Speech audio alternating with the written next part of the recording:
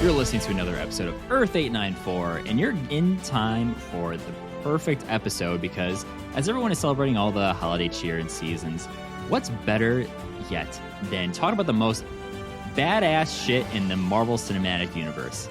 This is going to be an episode focusing about the most Metal MCU moments.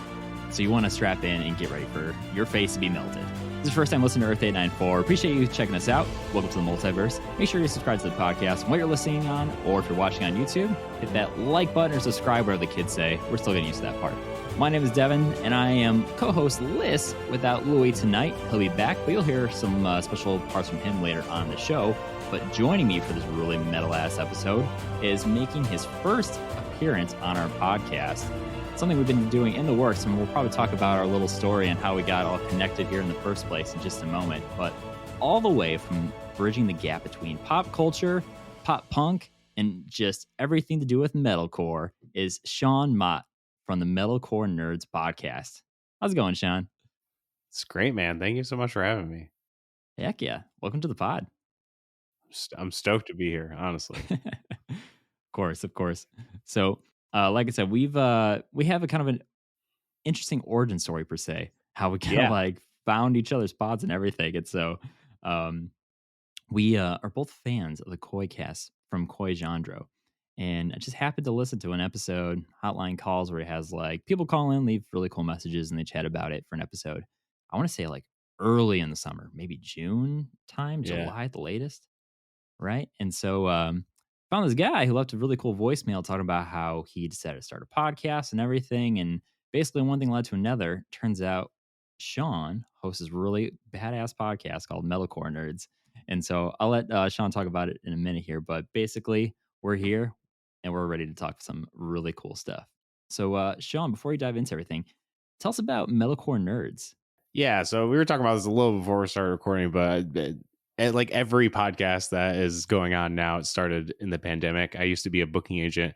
Now I still work in the industry, but it's just in the design field, not the booking field anymore. But so when the pandemic happened, I obviously did not have any work. So I have loved podcasts. Actually, my first pop culture podcast, because I was only into wrestling podcasts at first, but I just searched Marvel on Apple Podcasts, and Marvel Movie News came up, hosted by Koi Jandro back in like 2016, 2017, one of those. So he was like one of the first pop culture podcasts I ever listened to, and then it snowballed into all the ones I listen to now, basically. But I always wanted to start one, and I always wanted to think like, oh, it has to be something unique and different. It can't just be, there's a million, especially now, there's, a million pop culture podcasts out there. So I was like, I want to do something different. And there was a few friends that I was like surprised by, because I remember being at like So What Fest a number of years ago, and Zach from Left Behind, he was like one of my first episodes, like episode like 5 or something. And he was just like, yo, you just saw Endgame, right? And I'm like, yeah. And he's like, oh, dude, I love Marvel. And I was like, oh, what? Like, you like Marvel? And just that kind of thing where I wanted to combine the worlds of alternative music and pop culture. And now it's evolved into a cool thing where bands are promoting an album or promoting a tour or whatever. They can come on the show and promote whatever they have going on, but they don't need to fully talk about the band the whole time. We still talk about what they have coming up, and usually I feature their song as the song of the week and everything like that, and we talk a little bit about the song or the record, but mostly it's just they get to come and talk about pop culture, and it's like almost an escape for them than talk about the normal thing, and just kind of bring knowledge and everything like that to the heavy music world that a lot of us are nerds, but a lot of us don't know that each other are nerds, and that's like the thing that I love doing. It's so awesome. And like literally, like you talk about like how you could find some podcasts, there's a plethora of, and then there's some that like just out of nowhere, out of the blue, so unique. And that's exactly how I felt when I found like Metalcore Nerds. I was like, oh my God, this is exactly what I didn't know I needed, but like I'm so happy it exists. And I remember scrolling through your like feed of episodes at the time, and I was like, just had an episode with lead singer Bayside, and I was like, oh my God. Dream. A literal dream. Dude, it's insane. Like, who would you say has been like probably your favorite guest or one of your favorite episodes so far since launching the pod? Oh man, I'm on episode like 120 something, I think. So It's a lot to choose Lot to dig through, from. yeah. But one I just recorded a few weeks ago that I put out, I recorded an episode of top 5 horror movies of all time with Mhm. the singer of his name's Mikey. He sings in this band called The Gloom in the Corner. They're on Sharptone Records. They're from Australia. Now, I'm sure if you were listening to this and you are like a fan of like metalcore, you've probably not heard of them yet. But I guarantee this band's gonna be massive in like 2 years. Nice. They just dropped a new album. It's incredible. It's like nothing you've probably ever heard of. It's their concept band. They're just so sick. And me and him just like clicked. I don't even know. It's just like we just clicked so well. And he was just such an awesome dude. So that's been one of my recent favorites. Mhm. I think would be him. He was awesome. I can't say enough good things about that guy. He was great. Heck yeah, man. That's awesome. And Sharptone Records is probably one of my favorite labels in the last They're killing it. several years. It's got so many good bands. Yeah. They just Awesome. got August Burns Red. Like Yeah, yeah. it's crazy. So, before we get into all the moments and everything, the way this episode is going to work is we're going to be counting down from 5 to 1 from our most metal MCU moments. And we have some honorable mentions to give some shout outs later from people who gave us their own suggestions. And you might be surprised on how many are and are not on our list. And full disclosure, me and Sean, we have not actually shared on air or off air what each other's lists are. So, that's what I'm excited for to be the biggest surprise. Yeah. It's always the best to do lists when you don't know each other's list. Oh, exactly. I always wonder if people like do it ahead of time. I guess it just kind of depends on who it is and all that. But Yeah. when it's like that, like fresh, organic reaction, it's usually the best. Oh yeah, I agree. I never reveal it to anyone. We always go in fresh and figure it out. It makes it way more exciting. Heck yeah. Well, before we get into that, though, wouldn't it be an episode of Earth 894 without a little bit of a warm up here, especially when it's getting a little bit chillier when the weather is almost like 50 degrees on the high end of things in the Midwest. So, what we like to do is this awesome segment where we like to catch up a little bit. So, did you read a comic book? Did you listen to a new record that has a concept album that happens to be about superheroes? I don't know if there are any, but I am trying to write one and I have not gotten the buy in for it just yet. I'm just saying, 6-song EP. Each song is about an Infinity Stone. I have it all mapped out in my head. I just need to write it. That's my idea. No, if someone steals it, at least make it good. True. Right. So this moment is called MCU for you. That is right. By our favorite lead vocalist of the podcast, Louis Tonorini, who surprisingly is a very good singer. Beautiful. Well, Sean, let's kick it over with you, man. What has been MCU for you in the last week or so? Nothing really, I guess, MCU centric, but I have been reading Something is Killing the Children. It's a Boom comic book. It's really cool. Boom, nice. Yeah, my wife got it for me for Christmas or my birthday. They're very close, so don't get like, why would you not know if it was your Christmas or birthday? They're like a month between each other, so it really blends together. My girlfriend, December 23rd, Christmas 2 days later. That's even closer, man. That's rough. Yep. So she got me this comic book and she picked it out all on her own, and it's super dope. It's like a horror comic. It feels kind of like It in a way. Nice. But it's cool. It's basically this monster comes and starts killing children, and only children can see the monsters. But then there's this like group of monster hunters that come and kill the monsters. It's pretty cool. I really, really dig it. And if there is a metal, I read this a few months ago, but there is a metal comic book that is one of the best comic books I've ever read in my life. It's called Murder Falcon. Murder Falcon. That sounds It is metal. so dope. It's basically this dude who stopped playing music. You learn it has to do something that traumatic happened in his life, but then all these monsters start coming and invading Earth, and he finds out that the way you can destroy them is through heavy metal. And it sounds ridiculous, but it is so damn good, and it's like super emotional, but it's a great comic, and it's the comic I never knew I needed, but I needed it. It's great. So if you haven't checked out Murder Falcon, check out that one too. But I did just yesterday. It's another fandom, not Marvel, but my wife and I and our friend Ava, we went to this thing. It's called like Forbidden Forest. It was like a Harry Potter experience. Oh yeah.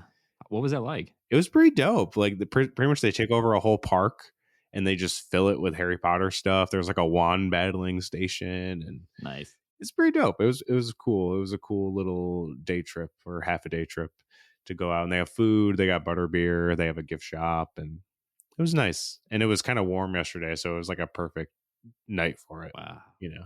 Yeah, I mean, I love these like pop up little things like the Harry Potter Forbidden Yeah. Forest. We have there's something in Chicago that's actually coming up in a couple weeks here where they're doing something at Water Tower Place downtown. It looks a little bit more like kid friendly activities. I saw some photos and all that. A lot of mock up images. I don't really know what it's gonna look like yet, but I mean, we're Damn. also big Harry Potter fans. Our dog is named after Hagrid. We have a one-eyed cat named Bellatrix. We call Trixie. Oh. So yeah, we got the fandom here. Yeah, my wife got really emotional because there was a Hagrid, like right in the beginning. There's like a Hagrid. Oh man. You can see like the back of him and stuff, and you can hear like his voice over the speakers and stuff. Mm. She got a little emotional after that one. That's like Yeah, understandable. Understandable. It was a sad day for us when we found the news about Robbie Coltrane. We Yeah. we cried a little bit because of that personal connection. Hugged our dog very tight that day. Yeah, oh yeah. It was sad. And also, thanks for the Murder Falcon. I definitely want to check out this comic now because just looking at like some of the artwork and see it's on Image Comics.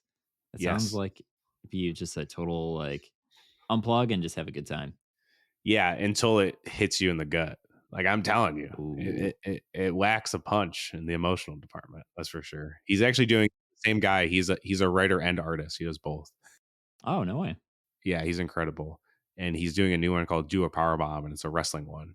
I'm waiting for the trade to come out for that one because I love wrestling too. So I'm like, man, this dude, I feel like we should be best friends. We probably will never will be, but I feel like we should be best friends. It'd be cool to get on your pod. Yeah, I've been thinking about it. My friend's actually having him on in like a no month way. or something. Yeah. That's sick. There you go. Yeah. So maybe one day for sure. Heck yeah. For myself, pretty much I've been people are probably tired of hearing me talk about this, but do you know the game Marvel Snapped? Yeah, everyone's been talking about. I have not even tried to play it. It is so addicting. So fun. It's like I'm terrible at deck building games and stuff like Hearthstone, even Yu-Gi-Oh back as a kid, I struggled with. This is nice because you only need 12 cards and it's only 6 rounds. And it's basically like you have to win the majority of there's 3 locations. You got to win most amount of points on your side. And it's really easy to build a deck because you don't have to worry about too much stuff. And games only last like 5 minutes. So it's really fun. And the nice thing, they have a season pass, they have DLC, all that kind of like paid stuff. But really, it's only for it's like you get a variant. So it's a different version of the artwork. And you can upgrade it, make it shiny, animate it, all that fun stuff. But yeah, it's totally worth it if you want time to kill and just something a little bit more like pop culture based. Highly recommend the game. I wish we were sponsored by them, believe me, because I've got at least 7 fellow like podcasting homies into that game now, and it's just like I wish I had a referral code. Don't we all? Yep. Oh, and then I've been we did a 4-hour live stream on Saturday night before the time of this recording, and so it was right before the hour reverse in time and everything. Or central to the standard. And I decided you know what? It's like 1 in the morning. I'm just gonna throw on Agents of S.H.I.E.L.D. I love that show to death. And Show's so great. I watched. Man, underrated. Did you right? Watched all of it. Oh my god. Yeah. I almost named my car that I got last summer after Enoch because it's a hybrid. But I was like, I'm not gonna remember that, and no one's gonna even know what the hell I'm talking about. Dude, no one. Literally no one. Exactly. I think even people who have watched the show probably won't even get that reference. Right? Who's And they're like, Enoch? I don't even know what you're talking about. He was an Like, instrumental part of the end of the series, okay? Pay attention. Jesus. Enoch, underrated character. Love him to death. Dude, the Ghost Rider arc in Agents of S.H.I.E.L.D. season 4. So dope. I mean, that season is kind of messy, but that arc is dope as hell. So we eventually have to get Ghost Rider in the MCU at some point. Yeah. Would you cast was it Robbie something or no? Robbie Reyes, that's the character's name. It's right. Gabriel Luna. Yes, I thought it was Luna, and for some reason I thought that was wrong, but it's not. He's also going to be in the Last of Us series. Oh, sick. Yeah, he's playing Tommy, Joel's brother, aka Pedro Pascal's brother. Which I was playing a little bit of that before we were recording. Oh, well, nice. the remake of part 1, I've played both of them already. I love those games to death, so I can't wait for that series. Yeah, it's all just around the corner too. I know, I did not think it was coming that soon, but it is, and I am stoked. That's the crazy thing. I tweeted this the other day, but there's going to be like 4 weeks where Pedro Pascal is going to be on the two of the biggest streaming platforms, starring in his own shows at the same time, with The Mandalorian and The Last of Us. He blew up in Yeah. everything, just from Well Netflix deserved. specials to this, and he's good. He's amazing. He's good. He's a kick-ass human being too. Like, not an asshole. Cares about everything. He's into it. Yeah, it's just his world we're living in now, and I could not be happier about it. Exactly. This is the way. But yes. Gabriel Luna, could you picture him being the character all over again? Kind of like how we're getting Charlie Cox as Matt Murdock again, or do you think it's time to maybe give it to someone else with the mantle? Yeah, I would like to see him in, because there was supposed to be a Hulu series of his Ghost Rider, but then it got canceled when the whole Fox merger happened, which is understandable. Right. And Feige deleted all of the MCU Marvel TV that wasn't connected, or everything like that. Right. Which some of it seemed vaguely connected, but wasn't. Like Runaways made references and had visual shit. They went to the dark dimension in the last season. Like no way. The literal dark dimension. The Darkhold's in it. The same Darkhold from Agents of S.H.I.E.L.D., by the way. Oh, shit. Yeah, it's so weirdly connected, but not, but it is what it is. I would like to see him, but I think they're going to go with Johnny Blaze. Maybe eventually. Like, maybe we'll see him as like a small cameo in Secret Wars, but I just don't think Agents of S.H.I.E.L.D. was big enough. Like, the Netflix series were massive and like beloved, and I know there's like that whole corner of the world that's like make Agents of S.H.I.E.L.D. canon, which I will argue to the death that they could, but by the end there's no way that's canon when 616 it's so far off. They do so much time travel, so much shit. By the rules of the MCU, by the end they would not be in the same universe, just by the rules of the MCU sets. So that's my big argument against people who are like, make Agents of S.H.I.E.L.D. canon. I'm like, I'm sure it is till like season 3, and then after that it's just like, you can't. How would you be able to explain this in the same world? Doesn't make any sense. But I mean, there's rumors of Quake coming in. I don't know if they're true. There's a million rumors out there nowadays. I'm hoping Secret Invasion. Who knows? I would be stoked with that. But she's obviously like the most popular character, other than Phil Coulson, obviously, and like Melinda May and stuff like that. But even Phil Coulson, he's a fucking robot now. Yeah. Like, you're gonna bring him back as a robot? Why? Just let him be dead. He's fine. He had 7 seasons of a show. Again, like he died 4 times on the show? 3 times on the show. No, twice on the show. But if you count Avengers, 3 times. Yeah. He only died technically twice. Mm-hmm. Because the third person who died was an alien that was impersonating him. So it doesn't really count, I guess. But a likeness of him died. That's what I mean. You can't bring him back. You can't bring him back. It's too confusing.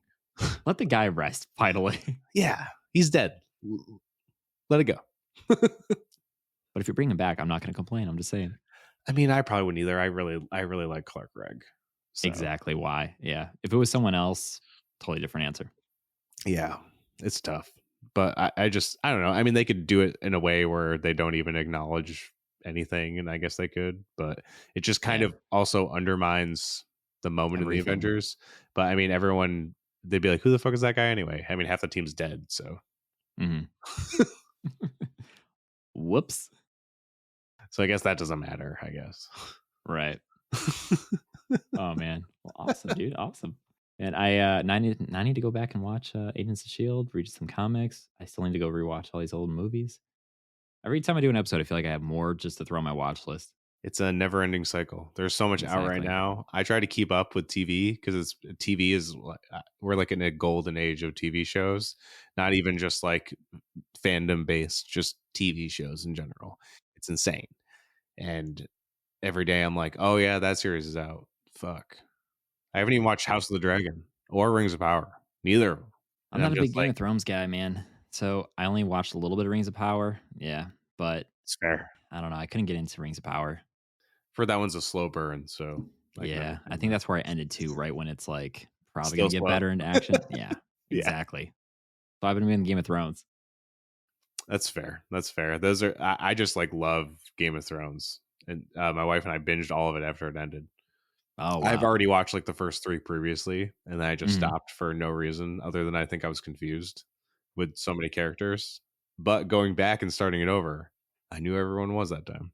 It See, helped. that's exactly what it was for me. There's so many people, and if it's when it's not like common names, I have the same problem with anime that it's harder for me to like grasp who they are. And so I'm like, okay, I need to go back. Yeah, I mix up anime characters all the time because a lot of them are similar too, and that makes it Oh my worse. god, yeah. Some of them are the same, It is not easy. you know? And you're like, "Oh, no, the one from this anime." Like, Yeah. "Oh, okay, gotcha, Like, gotcha, how do you know? gotcha." Yeah, it's nuts. Well, sick. I think it's time we dive into the episode titled section Most Metal MCU Moments. And I got to stop coming up with things that are witty yet full of alliterations because I have a stuttering problem, which is perfect for a podcaster. Let me tell you. Hey, man, we're all human. Exactly. Accept your flaws as being part of you and just, it's fine. Exactly. Respect.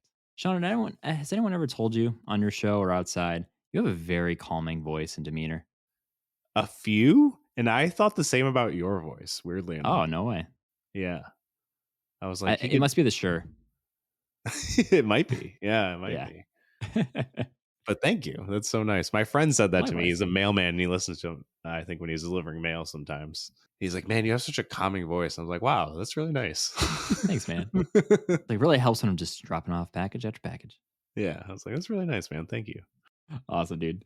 So, like I said, we have 5 items each. All these moments that we consider to be metal, badass, kick ass, and everything. And so, I think just a little bit as a preface before we get into those, I'm just kind of curious. So, we came up with this idea, but we didn't really determine like a true criteria or anything. So, I'm just kind of curious before we go into our individual lists.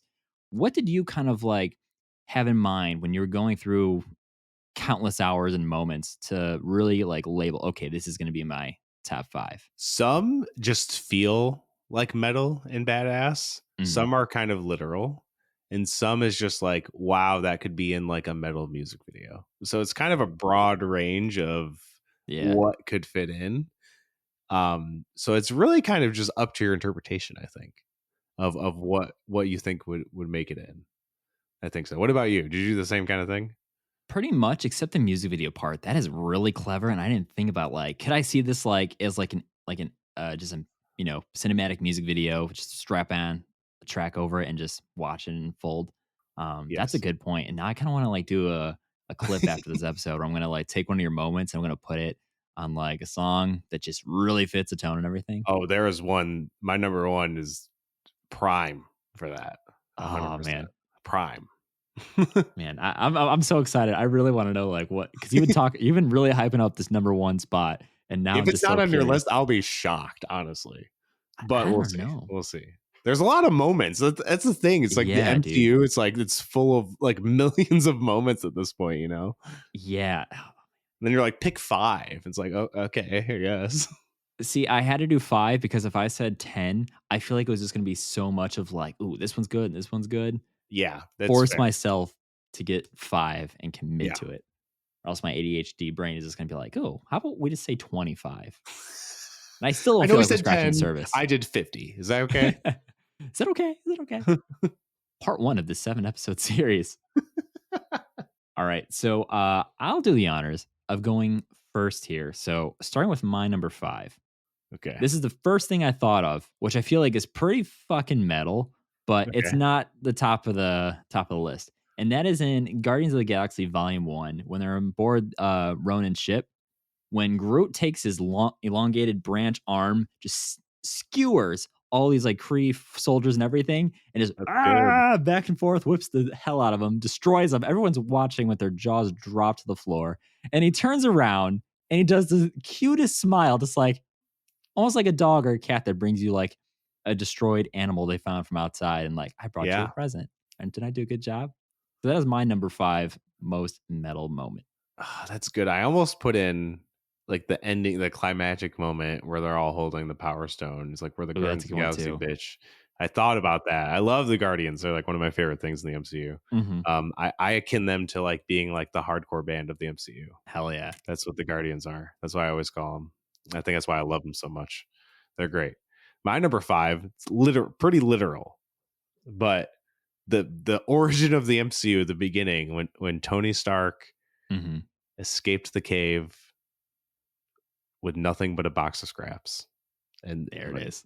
He built a metal Mark I suit and escaped terrorism. Pretty metal. Pretty metal, you know? Pretty metal. Pretty metal. That is one thing, like, Louis loves doing the Tony Stark built this in a cave with a box of scraps, Obadiah Stane. Yep. And we were fortunate. So one of the cool museums in Chicago, Museum of Science and Industry, last summer, a year ago now, wild to think about, they had a traveling Marvel exhibit. So they had a lot of comic history. We saw like original sketches from like first ever comics in Marvel, everything. It was incredible. They had an Amazing Fantasy 15 there that was like a graded like 2.5, but I was like, oh my God, that's one of the holy grails right there.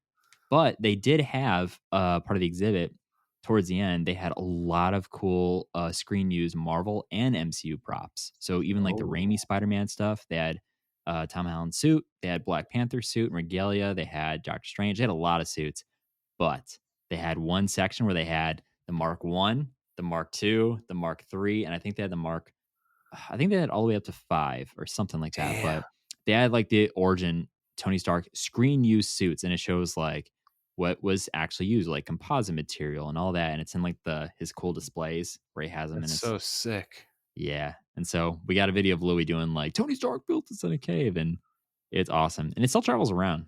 Never know where it's at.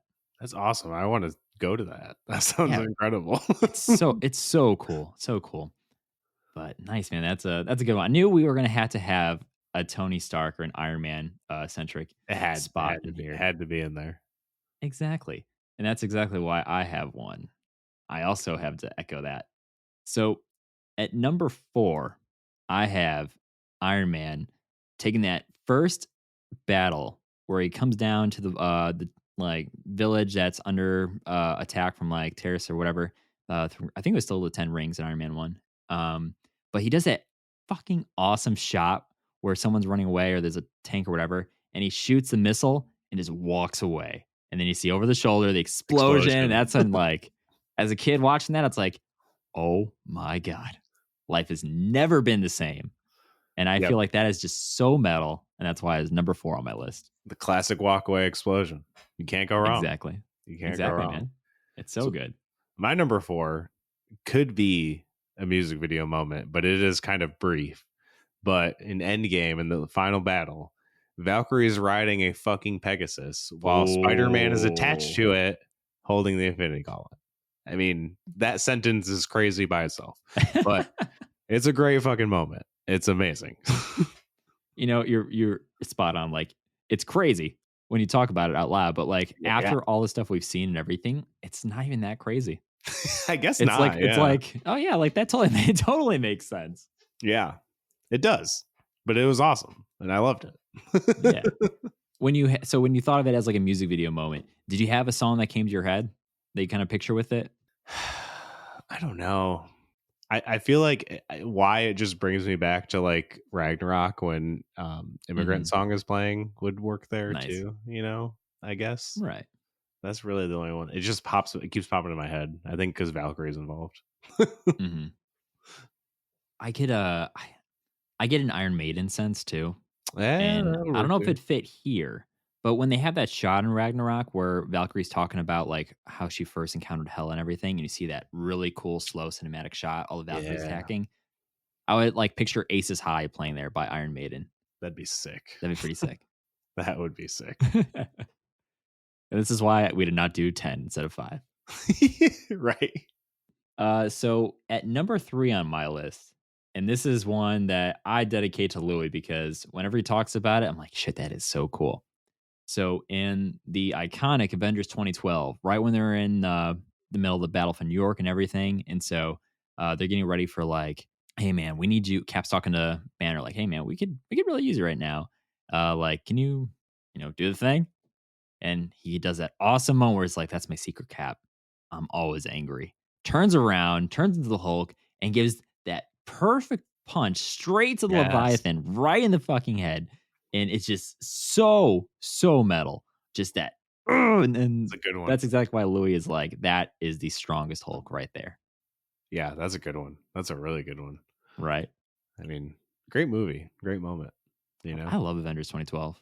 I love Phase 1 in general. It's short, but it's, like, Yeah. perfect, just like a time capsule of, like, where it all started. It has its Yeah. ups and downs, but it's, like, so iconic to me, and it's just almost like a comfort zone before going into, like sometimes I need a little refresher before I dive into something new in the MCU, Yeah. and that's kinda like a kinda nice, like it's like ginger when you're, eating sushi. Just resets the palate. Yes. Yeah, that's a good call. That's a good call. My Thank you. number 3, pretty metal moment, if I say so, but when a US agent, just committed murder on a town street, but the Oh, shot with the shield covered in blood. You're gonna tell me that's not metal? Because it's pretty fucking metal. that is a good moment. I was struggling to think of something with the Falcon and Winter Soldier. Completely went over my Yeah. head. I will say what he did, not very metal, to be True. honest. But the shot is metal as fuck. Good thing you preface it just in case. Just in But case. right away, I was thinking of the shot. That is very metal. Yeah. I was like, oh, what's more metal than the cap shield totally defaced and covered in blood? The exact opposite of what it was supposed to Yeah. encapsulate, you know? How do you feel about U.S. Agent John Walker? I mean, like, how can people be mad at that, at Wyatt Russell, Kurt Russell's kid, being in the MCU and playing a kind of understandable dickhead, I guess? Like, Agreed. he did some bad shit, but who hasn't in the MCU at this Yeah. point? You know what I mean? Like, Bucky, even though he was mind controlled, like, killed who knows how many people? A Hmm. lot, you know? So it's even Cap did shitty stuff, everyone did shitty stuff. Everyone made Hmm. mistakes. I mean, it makes them more human. That's probably why we relate to these characters more than most, because they're Hmm. humans. But I like them. I'm stoked for the Thunderbolts. I know a lot of people were bummed about that lineup, but being able to see Florence Pugh and Sebastian Stan like bicker against each other is enough for me. Just that by itself, I'm like, That'd yeah, be that cool. sounds great. Like, I don't know. Like, I know all of their powers are basically the same, but whatever. Hmm. It's going to be like a spy espionage kind of movie, I'm guessing. So I don't Yeah. know. I see it working, but we'll see. We're kind of in the same camp too. Like we totally understand like Louis and I used to get in arguments at the early stage of our podcast when we started doing the reviews for the Falcon and Winter Soldier because he loves US Agent. He loves like Wyatt Russell and everything. Where I was saying like, no, this character's a punk bitch. But like we were arguing two sides of this like same coin Same kind of coin. thing or whatever. Where I'm like, no, I'm saying this because Russell is doing a phenomenal job as a character. They're doing a good job. If he's invoking this reaction from me, it means like, like Right. it's good. Not sure how I feel about the ending with kind of him. I don't want to say redeeming himself or just kind of acting a little bit better or like kind of like you are we're okay or whatever. When he tries to help just the rest of the team and everything in that final episode, but also that show just kind of had its shortcomings because they had to change Yeah. a large part of that plot, which I Yeah. kind of be interested in what the original story was supposed to entail. Yeah, it's rough with that one. I didn't mind him kind of redeeming himself because he always kind of had good intentions the whole show. He Right. just kind So it of does set let, it up. yeah, he kind of just let his emotions get the best of him, and yeah, made a pretty bad mistake in Yeah. the Yeah. middle there. Pretty bad, pretty bad. Did you also hear about Florence Pugh, the size of the deal she got for the next two Avengers films or big films she's supposed to appear in? Oh no, I want to say she got an 8-figure deal for the two good for movies. her. I mean, she Yeah, which deserves is it. She's a insane. star. She's She's a good. big name. Yeah. You know. That's like she's like leading the Thunderbolts such a young age and everything, already get racking up those like massive deals too. I mean, all respect to her and personally, like I have yet to find any complaint about Florence as Yelena or everything or anything at all. Every time she's on screen, I like, please give me a Kate Bishop and Yelena Belova series because that Yeah. chemistry was so surprisingly well. That's like maybe the one thing I'm bummed about is that obviously Yelena isn't going to be in whatever the Young Avengers, West Coast Avengers, whatever it ends up being. Obviously, Yeah. she's not going to be a part of it. I mean, maybe down the line, but she's going to be in this kind of gray area, people who kind of have fucked up past team, Hmm. which I think is going to be fun, like I said. But yeah, I want more of them. That was like one of the highlights. Well, Yelena was almost the highlight of the Hawkeye series for me because Yeah. even the Nat stuff, which obviously Jeremy Renner pushed that very hard, and but that last moment with those two was such a highlight in a completely rushed finale. Yeah. Oh, yeah. Good point. Yeah, but yeah, Florence Pugh is incredible. I mean, I think Marvel has set it up so they can pay these people more because they're not locking these people into multi-year deals anymore. Everything is Yeah, they got picture rid by of those. picture. Right. So they know they're doing this, and it's only going to make the talent happier, because what's going to be more happier than like, hey, pay me this much money, and they'll be like, okay. I mean, that they can spend it, obviously, regardless of. I know Phase 4 has been divisive in air quotes. I don't really think it's been divisive. I just think some of the nerd sphere doesn't like it, which is fine, totally fine. Yeah. But if you look at the box office numbers, you can't really say it's been doing poorly. Even in pandemic, it still did well, So Brought in a lot of some of like all the box office earnings throughout the last 2 years because of Marvel. So yeah, literally. helps keep the lights on. Yeah. For real. Yeah, that's wild. Yeah, so the last thing I'll say before we kind of go on, with Hawkeye, the one thing I really, really wanted to happen, and I'm kind of bummed it didn't, and it's okay, but like you brought the moment between Clint and Yelena towards the end where she was ready to kill him, but then finally like does a whistle and everything. So it really hits home. But I really wanted to see not only Kate but also Yelena go home with Clint for Christmas, because then he could That have would have been finally met nice. he could have met Nathaniel, because then, Man. Nat was like, "Oh, it's gonna be baby Nat, right?" And then it's like, "Oh, it's actually a boy." And now you could see like this is why she sacrificed herself for me. Right. And then it'd be like, "Oh, that'd be so." I'm still hoping one day they'll meet. That would have been nice. That would have Right? been nice. Yeah, that scene when she comes back and she's like, I gotta find my sister. I was like, fuck. Oh, Fuck. damn, dude. You got me. Phase 4. I mean, I know the last few projects have been mostly funny. Thor Mhm. Love and Thunder packed the punch at the end. But I think everyone forgets that the beginning of Phase 4 was like utterly debilitating. Like, Yeah, it's all trauma, man. like WandaVision was crushing. I love WandaVision so much.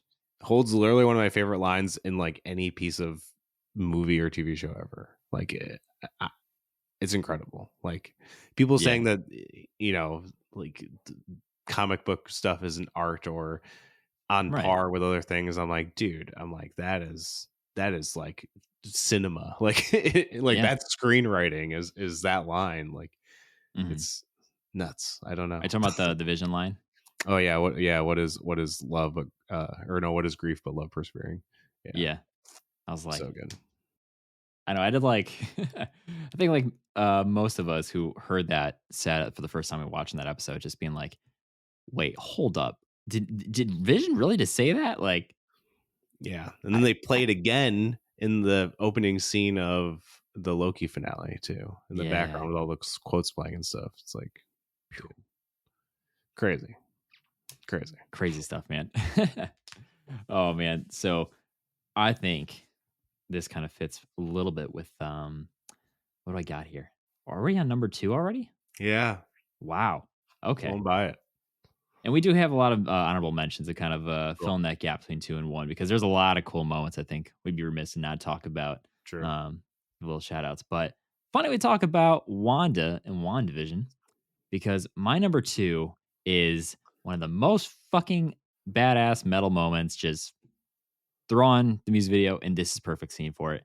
Wanda slaughtering the Illuminati in Yeah, Multiverse of Madness. yep. Just Fair. it does not get more metal than that. Well, it does a little bit, but it's just trying to make it look bloody, then horror and everything, and just watching poor Black Bolt's head just implode still like gave me like I I unsettling images. I could not believe the boundaries they pushed in that movie when I was Yeah. watching it. I was like, oh shit, damn.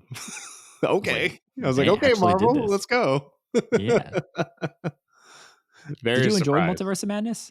I liked it. I didn't love it. It's but I mean, I think that's most of the MCU. Like my view in the MCU Mm, is um I say it a lot on the podcast, so you've probably heard me say this, but is that I like all of there's nothing the MCU has put out that I think is bad. Like just straight right. up bad.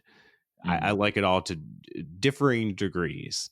It's just I feel like with how much I loved WandaVision, I think the way it ended with Wanda, I think is what bothered me. Like she's obviously not fucking dead. Yeah. You know, so the whole fake death thing kind of bothered me. There was one show I watched, this show called the John Campea Show. It's like a very popular YouTube show. But one of the guys on it, Robert Meyer Burnett, he brought up this idea that because there was like the rumors in that movie were fucking insane. But there was, well, I guess this did happen. They did film a scene, but that I think what's his name? Fassbender, I think, filmed some stuff for the movie that got cut. I believe I could be wrong. But even Elizabeth Olsen has referred to him as her dad and stuff like that. But there was like, he was like, what if the movie ends and like there's this big battle at the end and Wanda's kind of all like fucked up, or maybe like, you know, they just can't stop her, or whatever, you know, and down floating from the sky is Michael Fassbender's Magneto and just goes, I'll take it from here, and just takes her off somewhere. I was like, he's like, this will never happen. But as soon as I heard that, I was like, dude, like the internet would implode. Like that would have been the craziest ending ever. So I watched it twice in theaters. So the second time, I think I was looking for more of an emotional journey with Wanda, which you sort of get, I guess. It's more of her being a badass, which I loved. I loved like the whole Illuminati scene, her just like fucking going on a full rampage. I loved it. Thought it was great. It's just, I felt more of the emotion for Doctor Strange at the end. Like him, like really kind of, almost kind of what Thor did in Thor Love and Thunder, is that he like pushed away love and kind of put everything else above him. And that's been another big thing with Phase 4, is seeing people of the cost of being a superhero or saving the universe or whatever, you know, it cost them everything basically. So that's what there was, just this weird feel to the whole movie, and it had some really great moments, but just something didn't fully click for me at the end of the movie. And I felt the same way even watching it a second time. I was just like, oh, I got some more stuff stood out to me and everything like that. But, and in that one, it sucked because they said Illuminati and the crowd started laughing. Because, I mean, Illuminati is a pretty, if you don't read comics, you're not going to know what Illuminati is. Like the general audience doesn't know what the fuck they think. You know, it's like Jay-Z's and the Illuminati or some shit. Yeah. So I get why they laughed, but I was like, oh, man. I was like, damn. Like, no, wrong, guys, wrong. Yeah. But yeah, other than that, like I have no problem with them getting totally demolished by Wanda, because they were, you know, they didn't know that Wanda, you know, so they totally got taken by surprise and everything like that. So that's all fine.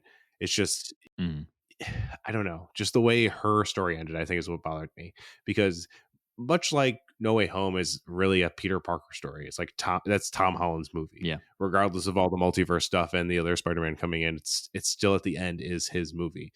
And I feel the same way with Doctor Strange. Like it is Doctor Strange's movie at the end of the day. Like it's all focused on him. Wanda's a big player in it, yes. But I mean, she's the antagonist, so of course she's a big player in it. But I think I wanted more out of that, I guess. That was a really long-winded answer to say that, but yeah. No, I mean, you echo a lot of the same sentiments that I have too, because like that movie, the biggest issue I have with Multiverse of Madness, because I've also seen it twice in theaters, and second time it was less enjoyable for me. I don't like all the Raimi-isms, where some are okay, but some where it's like go to hell, and like some stuff just, I was like, okay, I get it, Raimi, I get it. But it was cool seeing him actually like let loose and be able to do some stuff, because I don't really think we'd be pushing the boundaries that he did with this.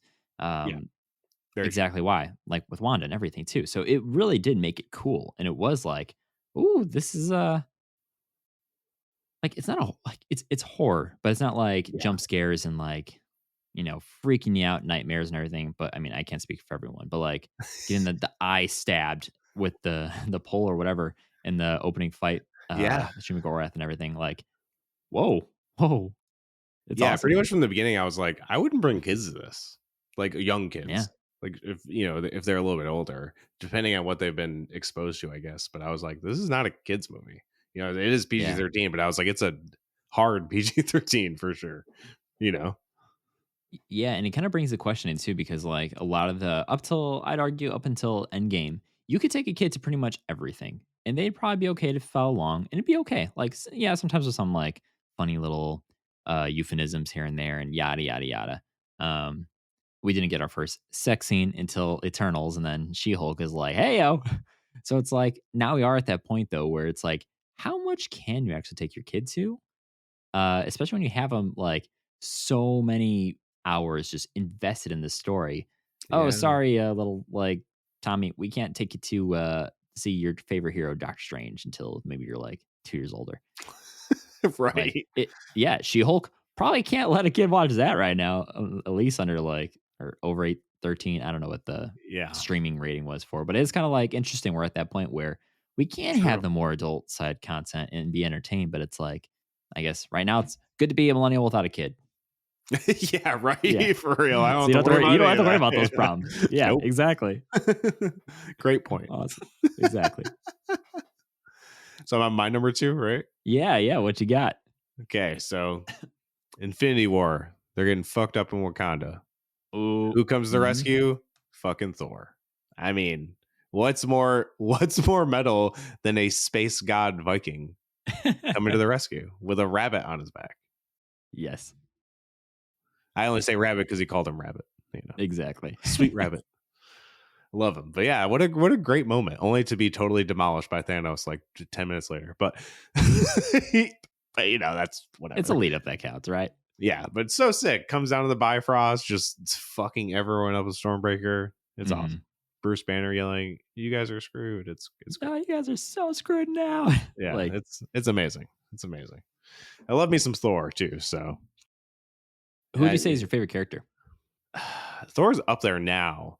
Tony Stark was my favorite, so you can imagine Endgame is still debilitating for me to watch. I can't get. Oh no, I've watched that movie easily 10 times, maybe more. Yeah.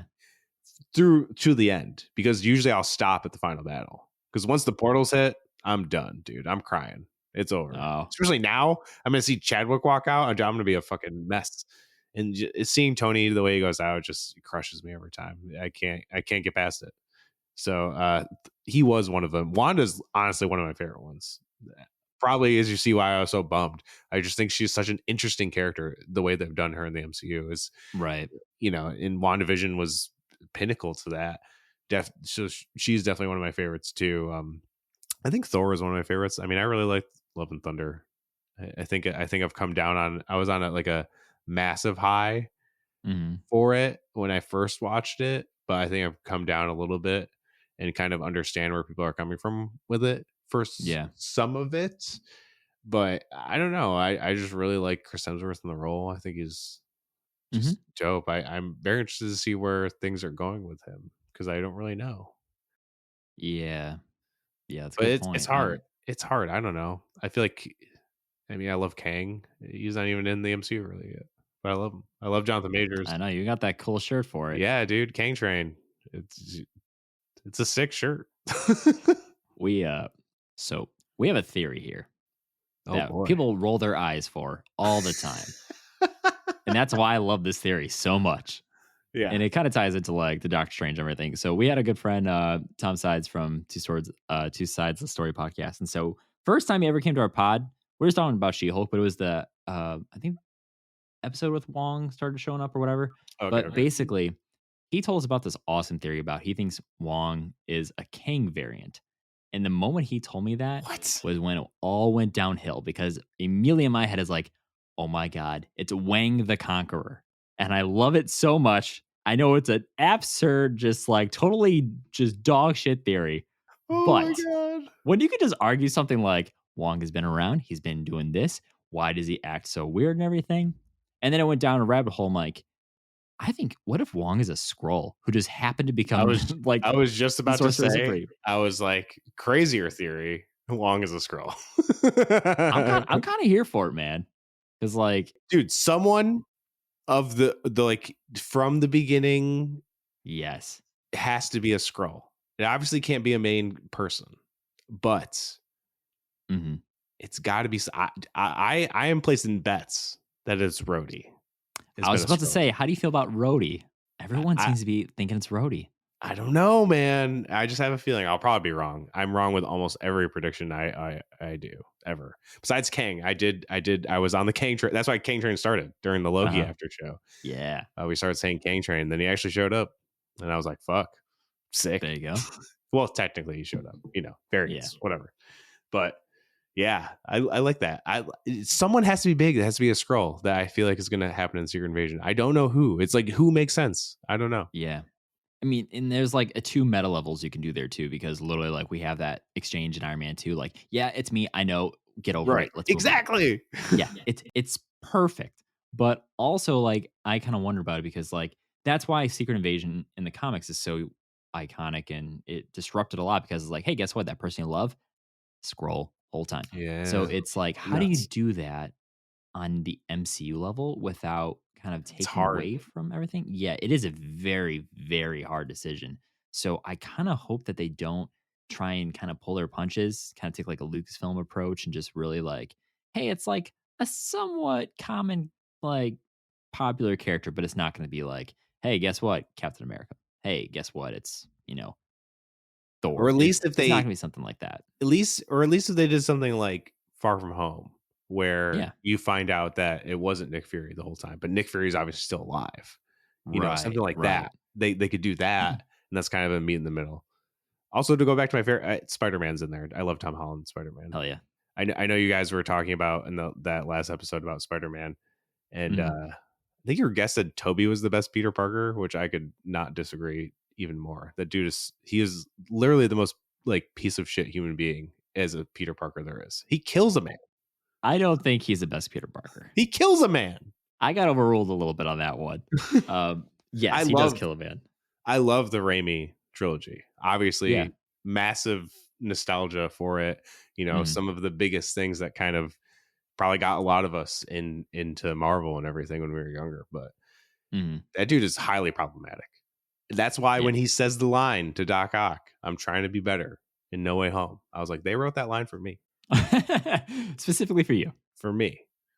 That's good. And I was like, thank you for that. Like I get it. I totally get why like people love Toby. Me and my singer, my band, we always go back and forth. He says hands down, GOAT is Toby. That's like all the boxes. I always teeter between Andrew Garfield and Tom Holland, where I feel like Tom Holland arguably the best like amalgamation of every Both, Peter yeah. Parker and Spider-Man. Like even physically, he can do those stunts. But I've really, really side on the side of Garfield. Did a great job. People are like, oh, he's too cool, he's too hot, and all of that. But yeah, you got to look at the time of the movie that was made, where your typical like nerdy guy in that like was it early 2010 era or whatever. It would be kind of like a skater, kind of like nerdy dude. Like I That's kind of fair. dress like that, and I was alone by myself most of the time, like floating between friend groups and stuff. So I can kind of relate to that. So I feel like it's not out of the realm of like, oh, he should have been ugly and like nerdier and everything. I'm like, that's just an interpretation. Yeah, I never thought he should be like ugly or nerdy. It's just he was too much of like kind of a douche at some Mhm. points. Like the whole basketball scene is ridiculous and Yeah. kind of utterly revealing that he's Spider-Man. Like he Yeah, jumps from like the that's a 3-point fair line and criticism. dunks like and breaks the Yeah. backboard. I'm like, come on, man. But I do like those movies have it's like wasted potential because the tone Yeah. is so messed up within them because there's some really amazing moments and then just the rest of it tonally just feels so weird. Like he has some of Mhm. the best Spider-Man moments. Like the Hands scene down. on the bridge with him giving the mask to the kid. I'm like, dude, that is so Yeah. good. So good. It's so good. And I mean, dude, Gwen dying is so fucked. I don't even care Yeah. how whatever. I don't even think that's the worst Spider-Man movie. Amazing Spider-Man 2. I think there's far worse. I mean, I think overall, Tom Holland has the better movies, like consistently. I Yeah. know some people weirdly hate on Far From Home, which I don't understand because I think I that love movie Far is From Home. literally I don't get great. it too. Yeah. Whatever, I guess. People are like, oh, Tony Stark. I'm like, oh, yeah, he's sad that his mentor died. Like, because that makes sense. It's crazy. I don't know. Whatever. If We're you all don't like it, you don't sad. like Shut up. it. But yeah, I love Andrew Garfield and his moments. I mean, him saving MJ. Exactly. And it Great it stuff. it connects so well because of that moment with Gwen. And immediately when people saw that trailer, I don't know if you're like a trailer guy or if you stop after Oh, a yeah. certain time. I watched it. Yeah, like, oh my God, that was the number one thing people were talking about before they Yeah. even, because you see like, oh gosh, he's falling. And people are like, this is when Andrew Garfield's going to come back and he's going to get his fucking redemption and knew it was going to happen. But actually seeing it and believing it, Yeah. holy shit, that was a loudest moment I've ever heard in a That theater. was even the whole thing with them being in the movie, because obviously they didn't, it was all just that leak, like from Variety or something, that they were cast Yeah. like months before trailers even came out. So everyone's like, oh, they got to be in the movie, right? And then when they show Doc Ock and Green Goblin and Jamie Foxx in the trailer, they're like, oh, okay, they got to be in it. But the way they navigated it, which I think is really smart of them denying it, being like, I'm not in this movie. They're not in this movie. Tom Holland's not saying anything. Everything like that, it made you kind of like, are they really in this movie though? Like, what if they're telling the truth? Yeah. It made you question yourself. And I think they did it really well. And then you actually, like, I remember watching the movie in the theater and being like, this is real. Like, I cannot believe this is actually happening and in front of my eyes and I'm consuming it. Like, this is insane. Because it's like the end game of Spider-Man. I was like, it's a culmination. 100%. Like, Endgame is a culmination of 10 years. I was like, Spider-Man No Way Home is a culmination of like 20 years, of Spider-Man. Like, it's crazy. It's nuts. It's multi-generational. Yeah, like literally. Like, it's so insane. Like, because I kind of like missed the boat of Garfield, like when it was happening. I don't remember like Garfield happening and being like, oh, I love these movies or anything. I remember just thinking they were fine. But then I did like a whole rewatch before No Way Home to prep. I even did an episode ranking all of them with a few friends of mine, which was super fun, super dope. And yeah, it's just like we all kind of, they were in the same, like our lists were pretty similar for the most part, not exactly the same, but yeah, I don't know. I love Andrew Garfield too. I think he's just an amazing actor. Yeah, he's so cool, and I'm really hoping that he eventually does get the gift of finishing off his trilogy, even if it is just a one-off. It depends who's in creative control of it. Yes, that is a fair point. That is 100% a good point. Did you ever see the it floats around Reddit every now and then on like the Spider-Man subreddit and shit, but did you ever see the notes Feige had for Amazing Spider-Man 2? No. Oh, if you just Google that, literally just Feige notes Spider-Man 2, it is insane how much he like critiqued the movie. And not just like in a bad, like mean way. Just like he's like questioning a lot of stuff like, no, I don't think we should do this. Take this out. Like, this doesn't make sense. So I would recommend this, and this. Because he was still a producer and everything, but like, if they listened to a lot of his notes, it would have made a more cohesive story. But it's like insane how much just like seeing how his brain operates, especially at that time too. Right. I can't imagine how it is now. Ago. Yeah. Yeah. But it's insane, man. Did you ever I did it. This is related to Andrew Garfield, but I pitched an idea when I reviewed Morbius. Okay. Of what the post-credit scene should have been. Ooh. Because I don't hate Morbius. Do I think it's a good movie? No. I think it's a fine movie. I didn't feel like it wasted my time. The beginning was actually pretty dope. Then it kind of falls apart. But regardless, I just hate that they make everyone in the Sony universe a good guy for no reason. Just make him a bad guy. It's fine. Yeah. Look, they just did it in Black Adam. And guess what? It worked. It was fine. You could have done that. But I digress. But the after credits should have been is that because the biggest thing that confused me is that Vulture Adrian Toomes just comes over here and he's like, hope the food's good. The dude who's hell-bent on family gets transferred to a new universe and is just cool with it. That makes no sense.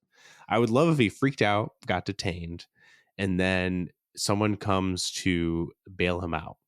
And it was Dane DeHaan's Green Goblin bails him out. Ooh. So we fully confirm that we're in that universe. And then they bring him to Oscorp, and then they have like, even if Venom's in there for some reason or whatever, and he's like, hey, I'm building a team, and he's like, a team against who?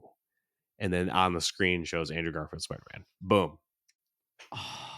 That after credit scene alone would have made that movie like so much 10 money. Times better. Yeah. 10 times better. Damn. The hype off that would have been massive. You know what I mean? Because that was like part of the shitty marketing they did is like how much they dropped from like 4 different versions of Spider-Man. I swear, there's like not even in the movie. Yeah, literally nothing. All white. It's fucked. It's like it's so fucked up, guys. And it's like there's a big difference between what Marvel does, trying to detract us with taking things out, adding things in. Right. But that's just straight up false advertisement. Yeah. You know what I mean? Like, because everyone's like, what universe is this in? It's like, it's in the Venom one. That's it. Yeah. That's all I got. Is it even in the Venomverse? They do mention him, and they do mention the Carnage stuff, but maybe not. I don't know. That's a good question. Maybe it isn't. It's just it makes no sense. Like Toombs gets his like almost perfect exact replica of his wings and suit and everything. And Yeah, it's like that flight suit. too. It's like, Because how the hell is this sitting around? that was another thing I explained too, because I was like, there's that scene in Amazing Spider-Man 2 where it's like all the Sinister Six. Yeah, You see all the stuff, and it's like he could be wearing that gear instead of him just being like, yeah, I got the same suit for some reason. Because things, I don't know. Like, did that get transported too? Like, what the hell? I guess, I don't know. In this, in his white, even the scene in the trailer that like we should keep in touch. Not even in the movie. Yeah, like, yeah, it's crazy. Yep. But damn, dude, you have 100% sold me on that post-credit scene. That would have made that movie a lot better. That's one of my finest moments of coming up with something for like a movie or something. Because usually I think I'm way too dumb to think of things that would be cool for a movie. So that's the one thing where I'm like, that would have fucking rocked. Like people would be, even if people still thought the movie sucked, like people would be buzzing about the after credit scene. Could you have like tied that into then that becomes Spider-Man 3? Because I remember that was originally the idea. They were going to make it Sinister Six was the third, I think. Why the fuck or not? Or they were going to try and make a Sinister Six movie, and then I don't know. I feel like the way the after credit scene was, it would have been a Sinister Six movie. It would have been him fighting the Sinister Six, and that was the one thing when Andrew Garfield came back, I was like, he would be the perfect to be opposite Tom Hardy's Venom. Like even if he got the black suit and stuff, like that would be awesome to see them face off. Because seeing that Venom face off with Tom Holland's Spider-Man doesn't feel right to me. It feels super off. Yeah. I don't mind the first Venom. I really like Tom Hardy as Eddie Brock and stuff, but like it would not work together. Right. It'd be weird. Because you either have to scale one down to meet the other one, or scale up to meet the other one. Like you have to, like, there's an ebbs and flow there in a different tonality. Yeah. It's like, okay, how do you compromise on that? And I think that's why they decided to like do that kind of like, okay, it's technically Sinister Six, but it's technically not in No Way Home with like, hey, guess what? He was at a bar the whole time. But I don't know. I find that was funny because it kind of was like, and they left that little piece of symbiote in the MCU. And I guess we'll just have to wait till we actually get it, which I feel is not going to literally happen until Secret Wars, which I'm kind of okay with. I hope Tom Holland isn't even in Secret Wars. Hot take. Really? I don't want him in it. Keep him grounded. Why is that? That's fair. Because you know who's probably going to be in Secret Wars? Toby and Andrew. We don't need another Spider-Man in there. Leave him at home with everyone who forgot who he was. Just in New York. Spider-Man 4. Stay at home. Boom. I'm calling up Kevin. Quadrilogy. Kev, I got the title, bro. All right. We got it. Because, I mean, I know there's talks of it maybe coming, Spider-Man 4 coming before, and maybe he is included. I know there's also talks of Venom being in Secret Wars, Tom Hardy's Venom, which would be kind of cool. I think that would fit. That you can make work. Because I feel like everyone and their mom is going to be in that fucking movie. Hugh Jackman's going to be in that movie. I'm placing my bets now. Hugh Jackman's going to be in that movie. I'm sure fucking Fassbender is going to be in it. Patrick Stewart might come back. Like, bring in James McAvoy. Why the fuck not? You know what you could do? If you bring back everyone, right? Like, this is the movie. This is the spot to do it. Yeah. But you could do it, and you can be okay with killing them off. Oh, yeah. Because then you're like, okay, we're done. We're done. And then you finally got your crowd, like fan service. You brought them in, you acknowledge it and everything because that's tiptoe and then all that fun stuff. But then that way, if like you bring Fassbender in and like Multiverse of Madness, right? Or perfect example, when we got Ralph Bohnert with that version of Quicksilver, we have no idea what to really take away from that or what he's doing now. Like exactly versus just, hey, here he is, kill him. Like done. What happened with Illuminati? Yep, exactly.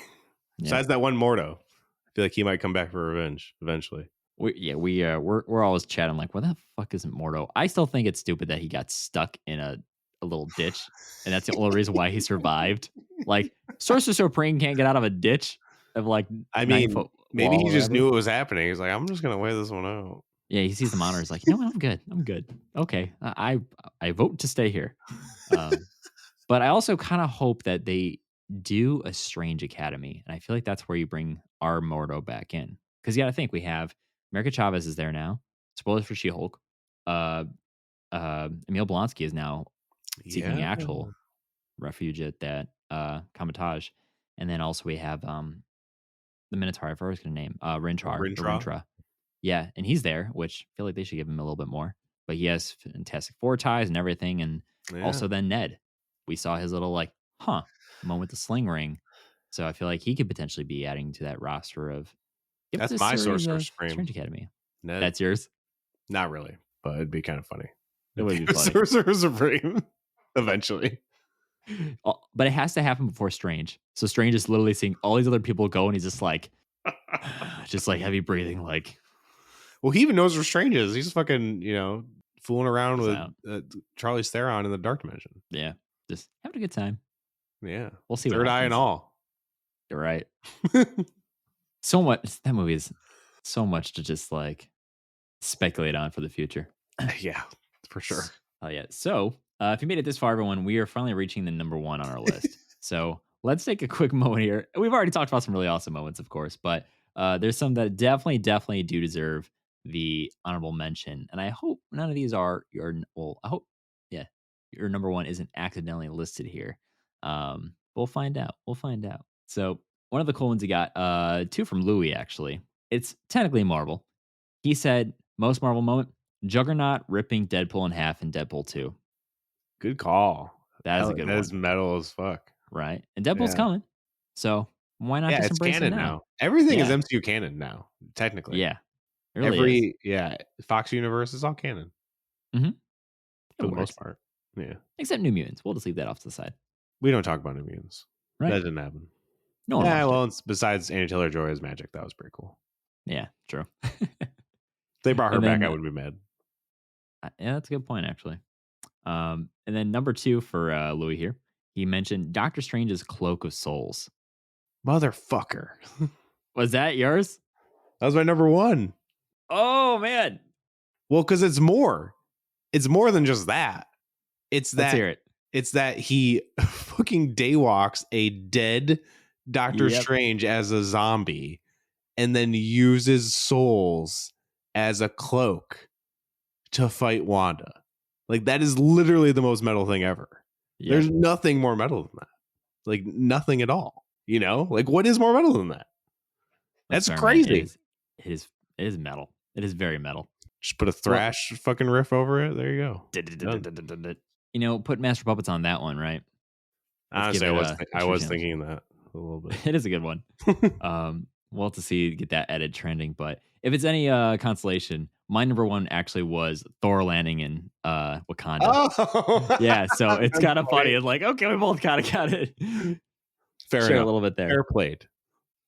But it works out, man. That was good. I mean, I don't really have much else to echo off of what you already said about Thor landing, but just that paired with a few minutes beforehand or scenes beforehand, we get the initial charge of Steve Rogers and T'Challa just sprinting. That gets me so pumped every fucking time I see them just sprinting to do that gigantic leap and just attack the enemy and everything. So sick. And then bring me Thanos and just so good.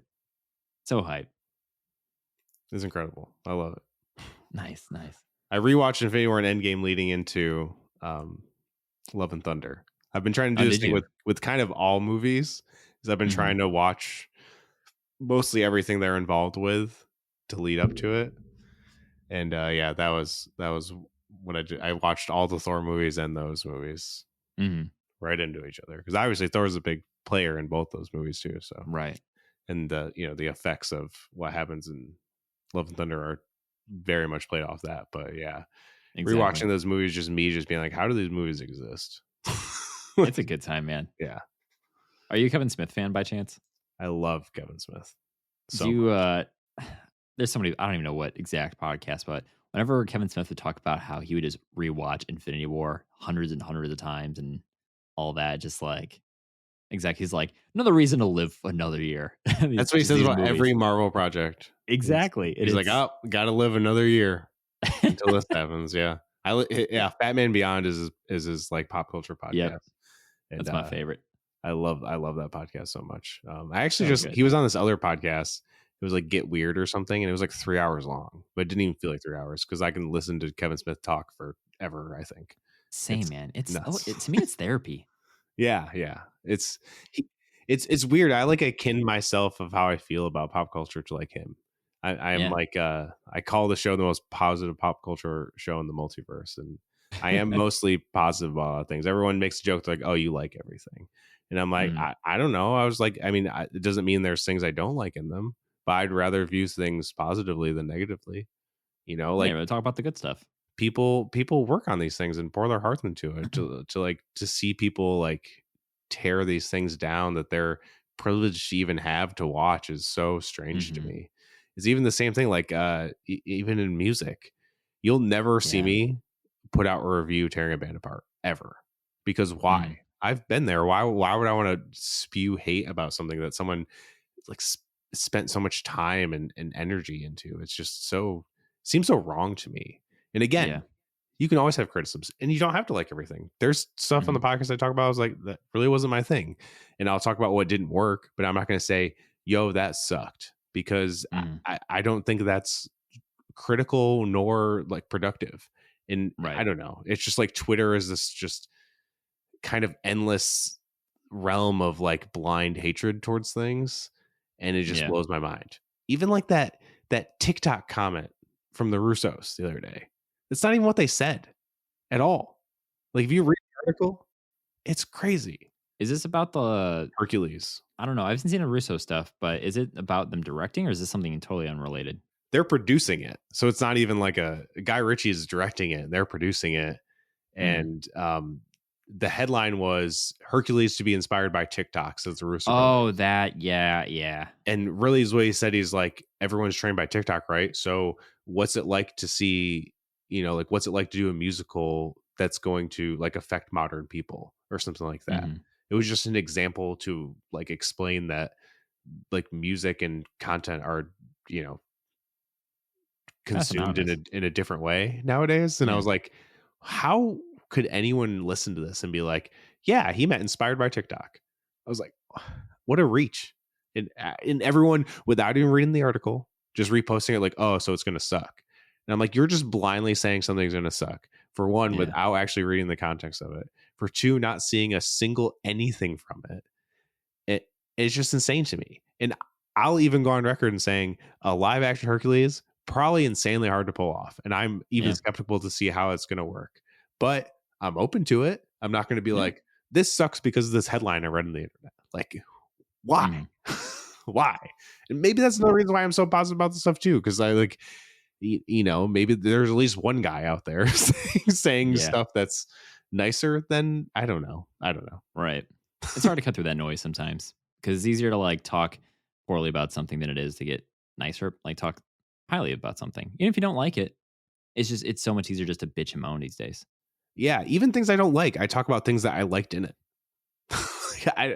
Because I mean, there's probably one movie I watched that I think is like generally bad, but I think it's bad on purpose. Is this movie called Thanksgiving, and I think it's like, oh my god, and that to me is the worst movie ever made. Yes, and that's like when people are like, "That's the worst movie I've ever seen." I was like, "Well, have you ever seen Thanksgiving?" Because I can guarantee whatever you watch is 10,000 times better than that movie. I was like, I don't think I could act, but I could act better than what happens in that movie. Did they ever make Thanksgiving 2 in space? They made Thanksgiving 3, and I guess there's jokes about why Thanksgiving 2 didn't happen within Thanksgiving 3. Oh my god! Which if you've seen Thanksgiving, this makes total sense. Yep. I have not watched Thanksgiving yet. It might happen this Thanksgiving because last year our friend, we watched Thanksgiving on Thanksgiving, and he's like, "We gotta watch this, man." And I was like, "Why'd you make me watch that?" And I never said that, like ever. And I'm like, dude, that was awful. Like literally terrible. Because there's movies I'm like, I watched it once, don't need to watch that again. It's over and done with. But I was genuinely kind of upset that I spent an hour and a half watching it. Yep. I feel like that's if anyone who on this planet ever knows about Thanksgiving, it's because someone made them watch this terrible, terrible movie. And you're just like, why did you make me do this? Yeah, but it's so funny. It's like a little like secret society. It's like, oh, you know, you've seen the movie, right? Like the fact that you know about it is so great to me. And it's funny because you're talking about like terrible movie. The first thing I thought about in my head, I'm like, reminds me of Thanksgiving, and then you said it, and I just cannot believe like, wow, yeah, that's why we are one. That movie brings people together. It does, yeah, mind melding, yeah. Because even when people are like, man, their acting performance, and I was like, have you seen Thanksgiving? That is a bad acting performance. What you just said was fine. Mm-hmm. Could you act like that? Right. Come on, man. And talk about like stereotyping too. That movie sets the bar of what not to do, but it's like, I mean, in like the loading screen, it's like boobs in the first 10 seconds or something. Like that's yeah, the clincher to get you to watch it. it's just so crazy. And it's in like the olden pilgrim times, and there's just this lady running topless. It makes zero sense. It's just there. Just a pilgrim, no top, and it makes no sense. But guys, watch. Just don't watch. Well, I don't know. Do what you want. Maybe experience it so you can say you did. Yeah, at least watch the first 5 minutes so you can see the turkey, because that's a hand puppet, and it's so good. It kills me every time. Gobble gobble, motherfucker. That's all I got. Oh my god. I forgot what I was gonna say. I'm not gonna lie. There's something I had about something we were talking about earlier. That took a turn. So Thanksgiving takes the cake, man. Most metal moments in the MCU. Thanksgiving. Thanksgiving. They need to confirm if Thanksgiving is MCU canon or not. That's everyone's talking about Agents of S.H.I.E.L.D., whoever the fuck. We need to know if that is canon. Right? Is Thanksgiving is it technically a mutant story? Is that an origin story? I'm calling Kevin. There I don't have Kevin's phone number. I just like making the joke. Maybe Kevin has a pager, because that's the least likely thing people would think of like accidentally stumble across his digits and be like, "What is this?" He just actually has a corded phone in a room in his house, like the Powerpuff Girls or something. Oh yeah, the hotline. Yeah, and the phone also has a hat. That's amazing.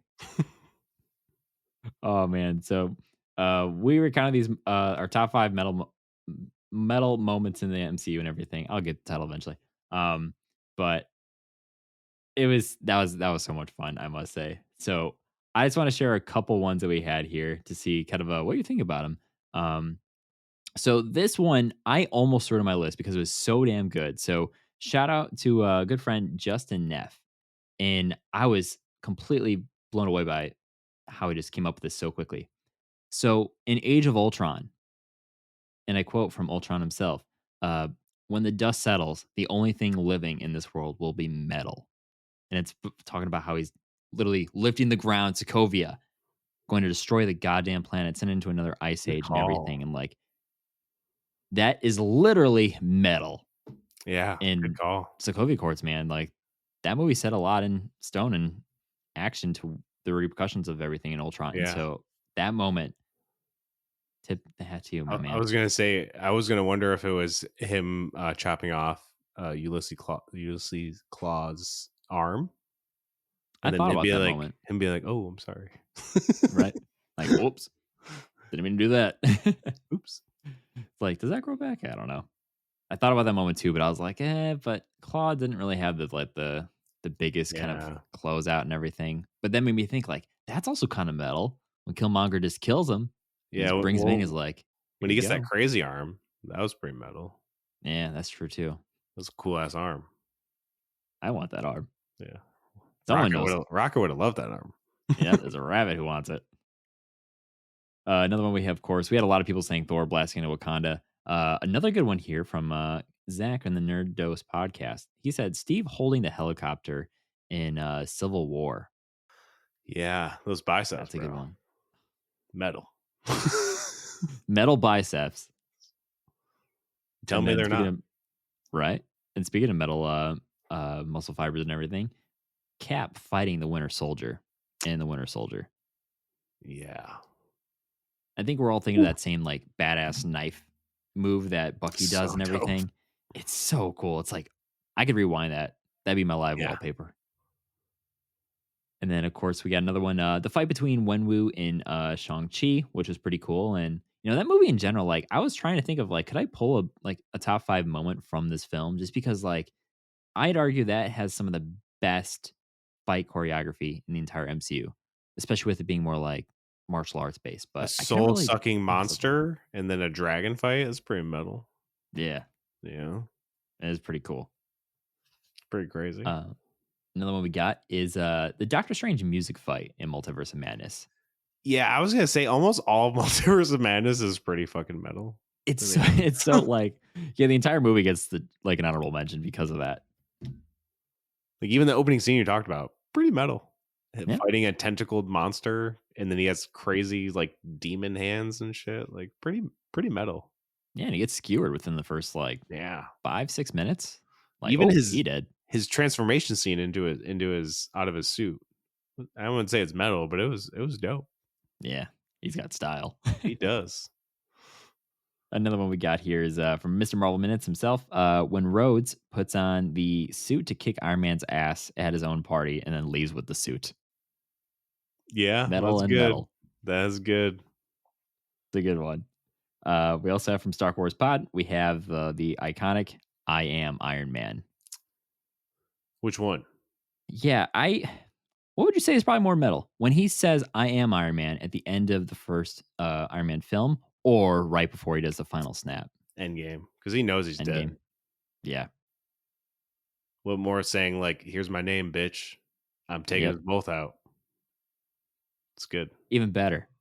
Imagine, instead of him saying, I am Iron Man, he goes, gobble, gobble, bitch. Snaps. Now I'm going to edit that. Yeah, now we need that cut. That's how we introduce an entirely new generation audience to see Thanksgiving. That's how it becomes canon. My friend will lose it. My friend Joe, who's the one who showed it to us, if I actually do that, he'll be like, dude. Because I showed him, I did a flyer for someone, this one promoter I do flyers for. He's like, hey, do like a Halloween one. And I put the Thanksgiving from Thanksgiving. Did you really? Yeah. That's awesome. Why not? Did anyone catch the reference? I don't fucking think so. I mean, not that I saw. I didn't cool. Scour his posts about it. I usually, people pay me and I just send them the flyer, Maybe someone did. I'm sure someone had to. Right. And they're like, I want this poster. Please give me a physical print of it. Oh, man. Just a couple more here and then we'll end this awesome metal episode. Thanos throwing a goddamn moon at Tony in Infinity War. Facts. Right. And Tony's saying, like, if he throws one more moon at me, I'm going to lose it. I guess also another metal moment is when he fucks up Tony and he goes, I hope they remember you. That's pretty fucking metal. Damn, that's good. Like that was good. That was I still feel that when he says it. I thought he was gonna die in that movie. I was like, he's dead. Yeah, I was like, okay, this is it. This is it. But I didn't feel it. Like the first initial watch, I didn't no, he's like, it didn't feel like he died. And then the moment when he sits down, he's kind of like, all right, we got a little bit extra time with him.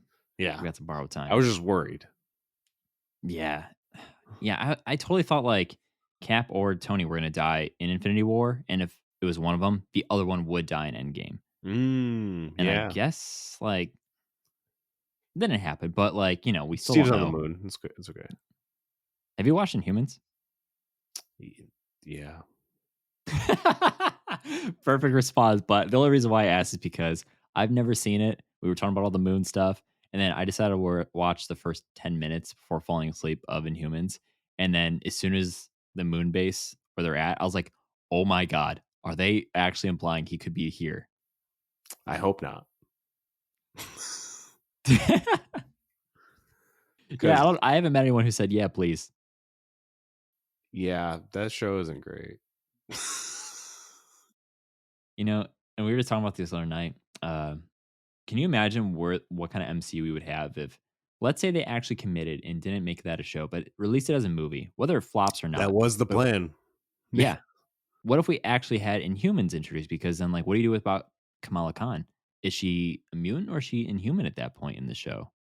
I don't know. That's a good question. Because, I mean, technically, even after Doctor Strange, the Inhumans are canon to the MCU, whether or not they're in our universe or 616. Exactly. I'm like referring like we're in the fucking MCU. It feels like it, though, when we talk about it. Yeah. So, yeah, that's a good question.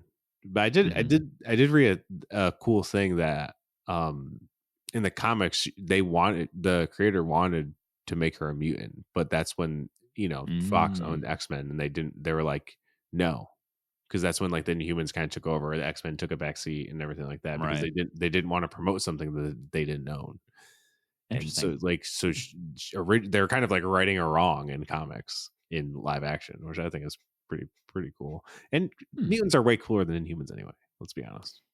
Yeah, and that's why I kind of feel like after Miss Marvel, and then all just the other mutant jobs we've gotten since then, it's like I don't know if the casual audience, and I hope this doesn't sound like insulting, but like I don't know if the casual audience would be able to really grasp the difference between Inhumans and mutants. That's what I was saying too. I was like, they're Yeah. the same fucking thing. One's just done with dust, and they form a cocoon. It's really confusing. They're the same thing basically. Like, oh, they have a gene that gets activated by something. Like, yeah, it's walks like a duck, quacks like a duck. Is it if it's Howard the Duck? It's a duck. Exactly. Yeah, and I don't know. So I think it's okay. I don't really know if we need the Inhumans, but that's why it's like, okay, but Inhumans exist. So it's like, I don't know. I do not envy, well, a little bit, but I do not envy the life of Kevin Feige with all the shit he has to try and juggle because like it's nuts. Like it's even insane. bringing the X-Men fully in, like I mean, I think they're probably going to explain it with Secret Wars. Like they'll probably do similar to what they do in the Hickman run, where all the universe kind of collide on each other and stuff like that. The incursions. Yeah. And we're left with like one universe, or maybe even not. I don't even think they're going to fix the multiverse, to be honest. But we'll see. I don't know. I'm not Kevin Feige, so, or maybe I am. Maybe I'm a Skrull. Think about it. The true trick all along is that Kevin Feige has been the Skrull. I mean, everyone called me. I have a Mephisto shirt too. Everyone called me Mephisto. That was like it spawned from the podcast Facebook group. That was Mephisto. That's why I made the shirt. And so when Mephisto actually comes in, I'm gonna be a little bummed, I guess. You're like, I was kind of riding that high, but you know, it is. How do you feel about Sacha Baron going confirmed, unconfirmed, kind of being a Mephisto? He'll kill it. I mean, he was nominated for an Oscar for acting, if people didn't know that. So he's a really great, serious actor, honestly. So, and someone made this really, I think it was actually Coy on Christian Harloff has a podcast channel. The Big Thing. And he's on every Friday for Capes and Cows, like their superhero. Great show. Yep.